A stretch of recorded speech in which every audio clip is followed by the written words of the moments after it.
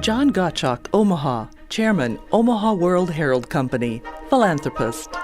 A native of Rushville, John Gottschalk was born into a newspaper family. Both his grandfather and father were newspaper owners, and he learned from them and others the lessons of stewardship to his community. First of all, I guess I'd start with my grandfather, who was in the newspaper business until the end of World War II, and he then sold our hometown paper to my parents. And by the way, my first job was sweeping the floor, so I'm a well-experienced executive now. I know where you start. I'll tell you, running a newspaper acutely in a small town, but similarly in a large place, is an important responsibility. It's a stewardship of your community.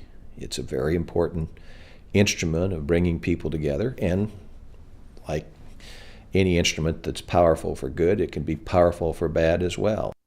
At 23, he purchased his first newspaper, the Sydney Telegraph. In his years there, he also became mayor, the youngest in Nebraska.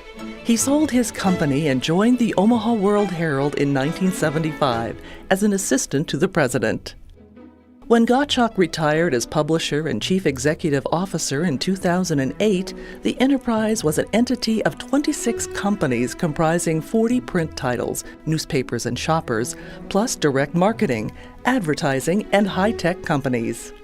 While the newspaper business has changed over the years, he feels the one constant will always remain: providing accurate news to the customer.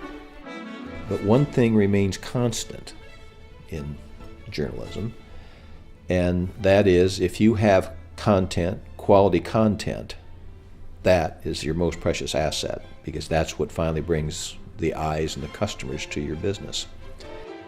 Gottschalk's belief in an informed citizenry underlies the company's commitment to provide news coverage and circulation services across the state.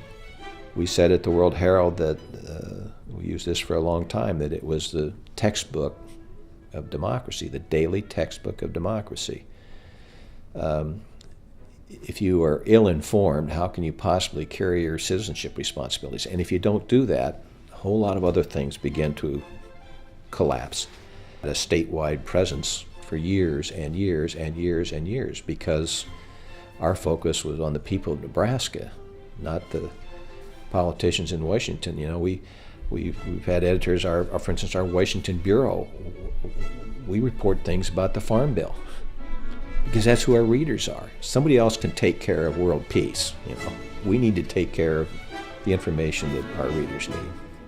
Gottschalk believes Nebraska's strength is in its people, and the more they can cooperate, the better the future for all. I think our state is rich in a number of ways. In some of it's important state institutions. We might as well start with the Nebraska Chamber of Commerce. The presence of an organization like that, the Nebraska bankers, the Nebraska car dealers, Nebraska publishers, you go right down these industries, is that it does create a place of presence for everybody in our state, even though we've got this extraordinarily kind of lopsided east-west population. There's a place we can meet on common ground. Might as well put it out there too. Nebraska football probably has a lot to do with that as well.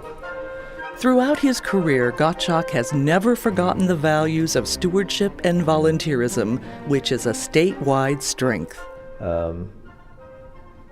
In most of our places, the leadership of the community has to lead. And the part of that leading is putting their own time and their own effort and their own money into things that are in the best interest of the community. And although I'm proud generally of our newspaper industry because they have a public trust to start with, we don't own the rights to being good community volunteers. There's a lot of folks that are.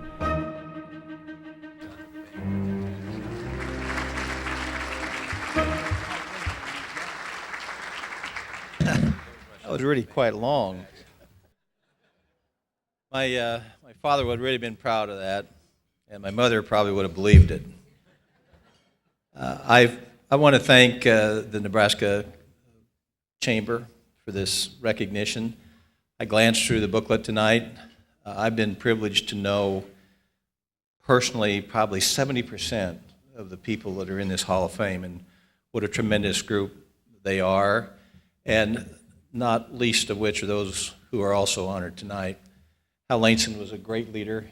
I've been so privileged to be here tonight in the presence of his family.